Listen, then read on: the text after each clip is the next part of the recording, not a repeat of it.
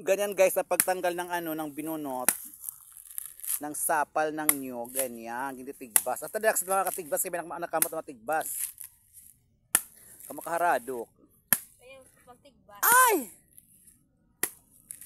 Mga aruan sundang. Di na dulot.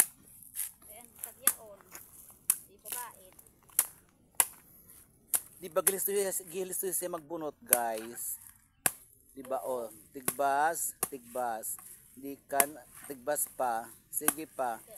Di kan, suad na, tanggal. Yan. Kailan malakas ka kasi pag di ka bakusog, di matanggal ang binunot. Yan, ganyan. Yan. Tigbas, tigbas, tigbas. Di kan, tigbas pa. Hindi na matigbas ang kamot. Di kan ito, yan na, o yan na. So, tutulang siya ba si matanggal. Ganyan guys, mabilis lang, di ba? O, di ba, gilis siya magbunot. Lupig pa, tapos maarang kaya nakamot may matigbas, nahadok ang. Ayan, at nagililistoy talaga siya magbunot.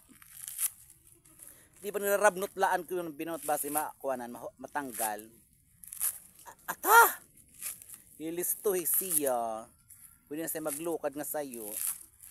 Guys. Ito na. Oh. Ayan na siya guys, di ba? Ang galing, perfect.